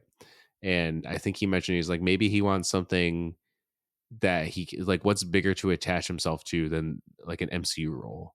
And for him to like, because people heard that and they're like, oh, Borat's going to be fucking Mephisto. That makes no sense. So, like, he's done so much other shit than just Borat, or even than just his funny stuff. Like, he's done some real serious dramatic acting, but like, what better to show off his chops and like make a statement than be in the MCU? Almost nothing, And I was like, oh, that's a really good point. I didn't even think of it that way, so I'm cool with it. Are you okay with it? It seems like you are. Well, see, like I'll preface, I've never seen Borat. So it's just like, I don't really know that side of him outside of like Talladega Nights and Sweeney Todd and stuff like that. So I'm okay with it, but I've never really actually seen his like more serious stuff too. So I definitely need to do some of my homework, but I've been preaching that like when we finally get Mephisto, it's going to be in the weirdest way. It's not going to be probably something super crazy epic like we thought it'd be. Like, true. Mephisto's shown up every goddamn episode of WandaVision. It was fun. I'll be honest. It was really fun. That's why I think I love that show so much. But like when I hear those reports like saying, okay, he's going to be showing up in Ironheart, and that's how like Hood and everything gets his like powers, it makes sense. But I was like, last show I would expect would be him showing up finally confirmed if this does happen in Ironheart. Same. I mean, it's the same thing. I didn't think the first mutant confirmed in 616 would be Kamala Khan. Exactly. Like no one had, if someone had that as betting odds and actually put money on that, they would have, they'd still be laughing to this day of swimming on the money. Literally. Yeah. And like, I don't know why I had this weird, like stupid theory as I say it out loud. I really had a feeling before WandaVision was going to wrap up, Tom Hanks was going to be Mephisto. Why? So the only way I have any credibility of like solid ground of giving this some support was in the middle of that show. They were still saying like, from like the interviews with Elizabeth Olsen and everything, saying like, oh, there's going to be a big cameo. It's coming. Oh, and then there was another article at the same time, Tom Hanks praising what Marvel's doing and everything. There was something else with a headline that kind of gave me like a little, it probably was clickbaity, but I don't even remember what it was at the time. But basically, I was grasping at some straws and tying them together with like toothpaste as like a conduit and everything to say, like, what if he shows up as Mephisto? Because he's everything in Disney, but when have you actually seen him outside of Elvis, I guess, at this point? Have you ever seen like Tom Hanks truly as like a devilly kind of evil role? And it would make sense because you can trust this guy. Think Right. of like what happens Right. even with Spider-Man. And I was thinking Right. like, okay, what if it's him? But now I'm kind of glad it didn't happen, to be honest. I don't Yeah. think it would have been as good as a payoff other than just a shock value for half a second and be like, wait a minute, what? Probably not. And I don't even think Mephisto in WandaVision would have been a good payoff because he would have just showed up at the end and then like what do you do then? You know what I mean? Yeah, Like it's everyone true. got and it's like it's not like they ever promised us Mephisto. It was all us. It was our fault. Yep. We all Yep. even the Reed Richards thing, which was the craziest reach of all time. They're like, oh Mhm. my God, Reed Richards is gonna show up in episode 5 or whatever it was. And it's like, why did any of us think that was possible? Like that is so ridiculous of us. Like that is We were insane. starving for content. Yeah, it's crazy. Or even Paul Bettany, he did that big troll when he's like, "Oh man, there's someone I work." Oh, yeah. And see, And that's why I thought it was Tom Hanks too. I was yeah, like, he's never someone worked with him. I've Yeah. always wanted to work side by side with, and it was himself. Yep. Genius. So good. I'm glad we got WandaVision first instead of like Me too. Falcon Winter Soldier. Yeah, Because it was a good different. one to be so different and kind of set the stage for a lot of what Phase 4 has brought us with a lot of like Exactly. different genres and stuff like that. Because Falcon Mhm. Winter Soldier is like an MCU property. It's just Yeah, straight up that 100%. that's an MCU show. Yeah. And so a couple of last moments I got here, speaking of Falcon Winter Soldier and everything, is actually when we have the good old elevator scene in The Winter Soldier. Hell yeah, It's so good. iconic. Even when they do that twist in Endgame where they're like, Hail Hydra. And everyone's just dumbfounded, like, what? That was all So of good. us too. Yep. I was like, Like, damn. what? And I kind of almost feel like they're also doing that. They did that to pay nod to that I think it was a Captain America comic that people Yep. lost their goddamn minds when he says Hail Hydra. He's in like full like instead of like America, it's like Hydra and shit. Yeah. So it's kind of like 3 birds, 1 stone on that effort. Yeah, literally, yeah. So good. And then another one too was where did it go? Black Panther telling Clint that he doesn't care who he is in that middle of the fight in Civil War. Like, oh, you're new. I'm Clint. He's like, I don't care. The ultimate payoff in Endgame. One of my favorite payoffs in Endgame is him calling him Clint. Like, learn. It's a slept on one. Very slept on. But it's beautiful. And those small moments too are, I think, some are the best. Because exactly, you're not even thinking about it. But then when you actually let that settle in for a moment and marinate, you're like, damn, that is good. There's another Black Panther one that I thought of that I thought about putting on my list, but in Civil War, when he, his biggest thing in Civil War is getting revenge for his father's death, then he realizes that revenge isn't the answer. And he finds out that Zemo is the one who killed his father. And instead of killing him, he stops him from killing himself. Like, and stops the bullet in his fucking hand. Pretty metal. Oh, even the scene where he like fully comes in the costume and just like getting shot at with machine guns and just deflecting off was also pretty. That fight with him and Bucky is pretty metal too. Yeah, that's some good moments. And Bucky almost killing Tony. Yeah, also pretty metal. He was gonna shoot him in the face. Woo! Yeah, he has that shock. Like, what? Yeah, he's like, what the fuck, bro? I think you remember that at that end battle too, when he's like, I don't care if you killed my mom. Yeah, it takes it on. Yeah. If you guys haven't seen my TikTok or reel, whatever it is at this point, when I did that little motionless and white thing, people were doing that trend with have you seen that TikTok? I think some so. people were doing with like, you're my motherfucker, and then it's them petting like their cat or their dog, whatever, aggressively. Yes. I twisted it and I said like when so I twisted it. I said like when what is it? When Tony found out Bucky killed his mom. And then I put in a clip of like Tony just demolishing Bucky for a second. Amazing. And so that's my metal moment, literally, for that. I love it. Well, awesome, man. There's so many more too that we could just talk all night here for, but I think we covered a good solid ground of all the metal moments, and I think it was fun. It was fun. Yeah, it's like walk down memory lane. the most metal of ways. I loved it. It was great.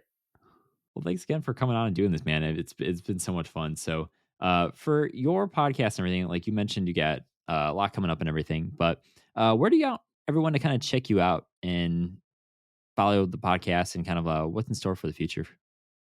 Yeah, of course. So the best way you can find the podcast is on the Adobe network. So you can catch it on Adobe. Just go to adobe.com or you can download the app. It's on the Adobe Howl channel every Monday at 7 p.m. Eastern. But if you can't catch it live, that's totally fine. It's on every podcast platform you can possibly find it on. And if you want to follow just day to day, YouTube, TikTok, Instagram, Twitter, Facebook, it's all at Metalcore Nerds. We do have a Discord channel. It is pretty kind of dead lately, but we do have a Facebook group that is very, very active. And I approve anyone who wants to get in it. You can just search Metalcore Nerds Facebook group, or I think there's a link on the Facebook too. Facebook's weird to navigate nowadays, as anyone knows.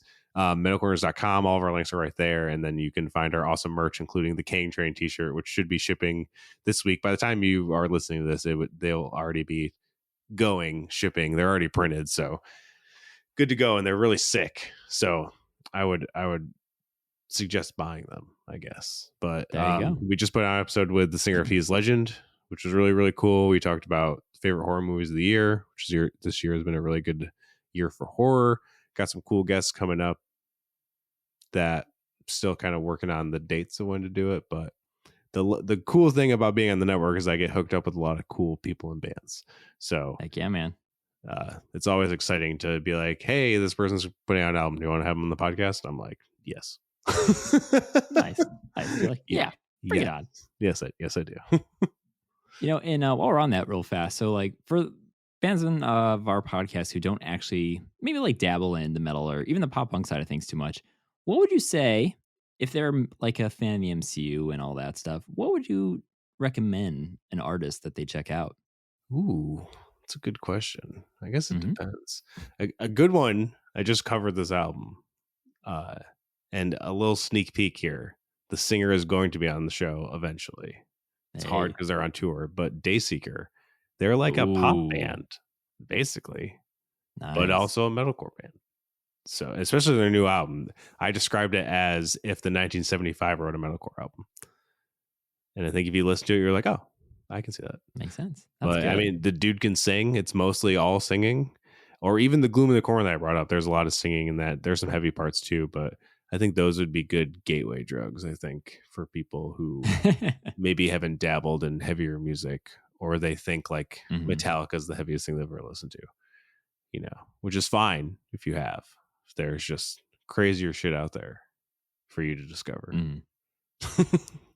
Nice. The Dayseeker poll is a really good one.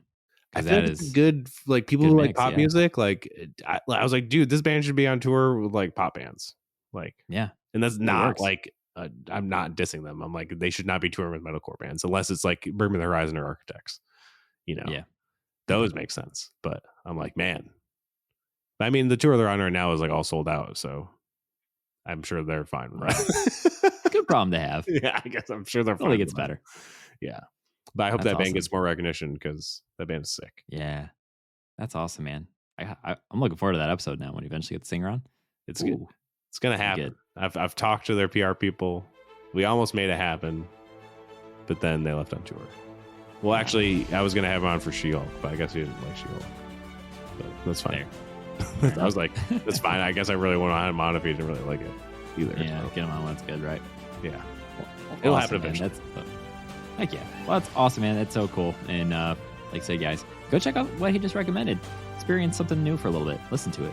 Yeah. And let us know what you think. Hit us up. So that does it for this episode of Earth 894. Thanks so much for listening.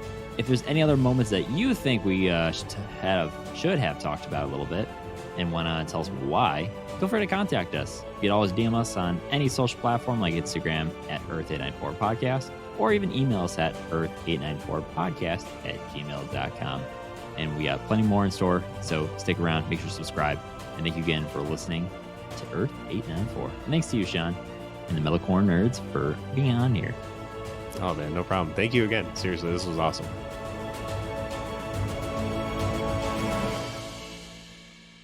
Gobble, gobble, motherfucker.